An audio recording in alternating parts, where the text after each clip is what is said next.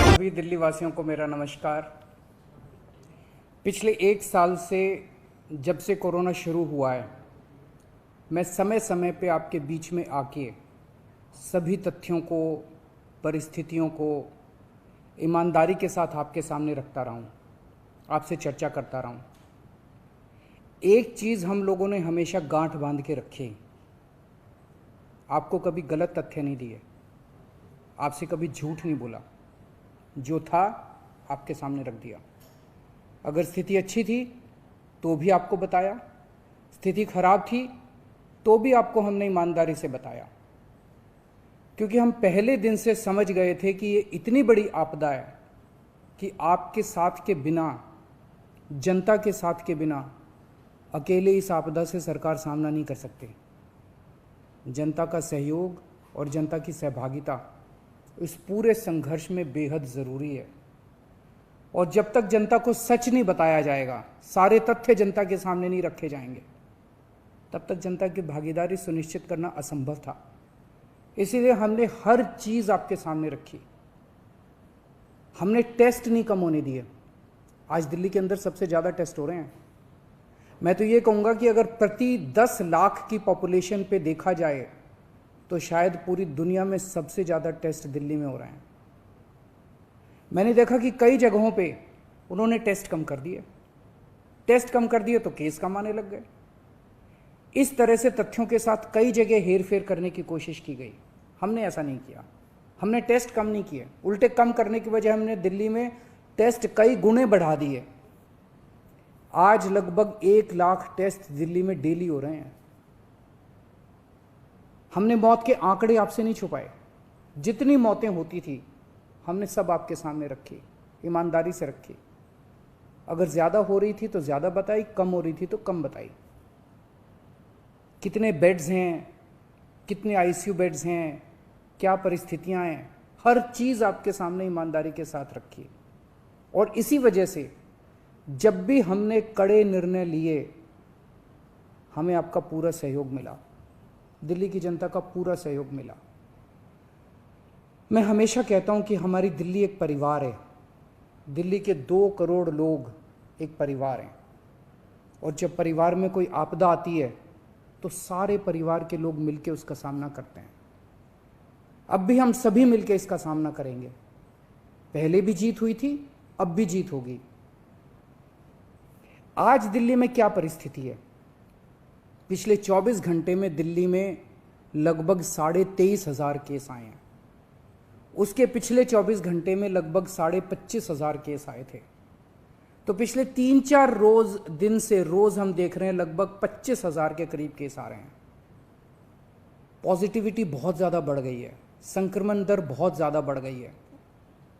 दिल्ली के अंदर अस्पतालों में उपलब्ध बेड्स की भारी कमी हो रही है। डेली 25-25 हज़ार अगर पेशेंट्स आएंगे तो कोई भी व्यवस्था चरमरा सकती है। दिल्ली के अंदर बेड्स की भारी कमी हो रही है। आईसीयू बेड्स दिल्ली में लगभग ख़त्म हो गए हैं। आज सुबह मैं ऐप पे देख रहा था 100 से भी कम आईसीयू बेड्स दिल्ली में बचे हैं। ऑक्सीजन की भारी कमी हो रही है। कल हमने सेंट्रल गवर्नमेंट को भी लिखा है, उनसे बातचीत चल रही है। परसों रात को एक हादसा होते होते बचा।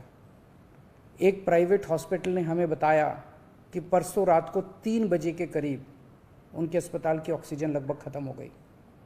वो बोले जी हम तो बहुत बुरी तरह से डर गए, बहुत बड़ा हादसा हो सकता था। इधर उधर हाथ पैर मार के किसी तरह से उन्होंने कहीं से ऑक्सीजन का इंतजाम किया। दवाइयों की कमी हो रही है, रेमडेसिविर दवाई की खासकर काफ़ी कमी हो रही है। ये सारे तथ्य मैंने आपको डराने के लिए नहीं बताए।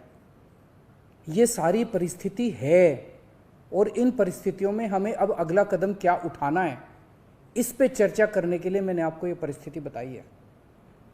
तो दिल्ली के अंदर कोरोना की परिस्थिति काफ़ी गंभीर है। अभी तक हमने दिल्ली के अंदर हेल्थ सिस्टम को बड़े अच्छे तरीके से मैनेज किया। दिल्ली में चौथी वेव आई है। पहली वेव पिछले साल जून में आई थी जिसमें 4,500 के करीब केस आए थे।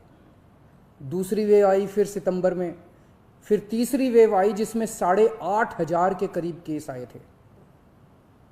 दुनिया के कई शहर ऐसे हैं, बड़े बड़े देशों के, विकसित देशों के शहर, जहाँ 6,000 केस आए तो उनका पूरा हेल्थ सिस्टम चरमरा गया, कोलैप्स कर गया। दिल्ली में 8,500 केस आए पिछली बार तीसरी वेव में, तब भी हमारा सिस्टम कोलैप्स नहीं किया, उल्टे हमने और ज़्यादा अपनी तैयारियां शुरू कर दी। आज 25,000 केस आए हैं। अब दिल्ली का हेल्थ सिस्टम अपनी सीमा तक पहुंच गया है। हमारा हेल्थ सिस्टम अब बहुत ज़्यादा तनाव में है।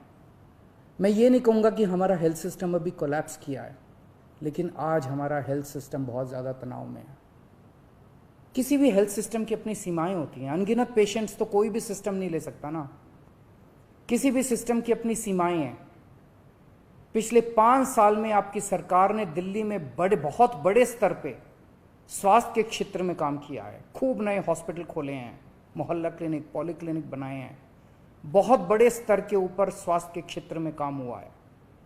यही कारण है कि आज 25,000 केस के ऊपर भी दिल्ली का सिस्टम चल रहा है। लेकिन अब इसके बाद अगर तुरंत कुछ कठोर कदम नहीं उठाए गए तो ये सिस्टम कोलैप्स कर सकता है। और अगर हेल्थ सिस्टम कोलैप्स कर गया तो मुझे डर है कहीं बहुत बड़ी त्रासदी ना हो जाए। जैसे मैंने बताया कि कल एक अस्पताल में ऑक्सीजन बिल्कुल ख़त्म हो गई थी और बहुत बड़ी त्रासदी होते होते बची। मैंने वीडियोस देखे हैं, तस्वीरें देखी हैं, आपने भी देखी होंगी सोशल मीडिया पे। दुनिया के कई शहर ऐसे हैं जहां कॉरिडोर में पेशेंट्स पड़े हुए हैं, सड़कों के ऊपर लोग दम तोड़ रहे हैं। अभी तक हमने दिल्ली को उस किस्म की त्रासदी से बचाया है, वैसा नहीं होने दिया। आज सुबह 11 बजे मेरी और एलजी साहब की मीटिंग हुई और इन सारे पहलुओं के ऊपर, सारी परिस्थिति के ऊपर काफ़ी विस्तार से बातचीत हुई। और उस बातचीत के बाद हमें ये लगा कि दिल्ली का हेल्थ सिस्टम बड़ी मात्रा में और अधिक पेशेंट्स अब लेने में असमर्थ है। अगर हमने अभी लॉकडाउन नहीं लगाया तो कहीं ऐसा ना हो कि बड़ी त्रासदी हो जाए। हम किसी भी हालत में दिल्ली को उस परिस्थिति में नहीं ले जाना चाहते जहां कॉरिडोर के अंदर पेशेंट्स पड़े हैं, सड़कों पे लोग दम तोड़ रहे हैं। आज सभी परिस्थितियों का जायजा लेने के बाद आपकी सरकार को ये लगता है कि दिल्ली में कुछ दिन के लिए लॉकडाउन लगाना ज़रूरी है, तो आज रात को 10 बजे से अगले सोमवार को सुबह 5 बजे तक 6 दिन के लिए दिल्ली में लॉकडाउन लगाया जा रहा है। इस दौरान जाहिर है कि जो एसेंशियल सर्विसेज हैं वो जारी रहेंगी, खाने पीने की, मेडिकल व्यवस्थाओं की वो जारी रहेंगी। ये शादियों का सीज़न है, लोगों के बड़े मुश्किल से रिश्ते बनते हैं, हम उनके रिश्ते तोड़ना नहीं चाहते, तो लोगों की शादियां संपन्न हों, लेकिन केवल 50 लोगों के गैदरिंग के साथ संपन्न हो। उसके लिए अलग से पास दिए जाएंगे।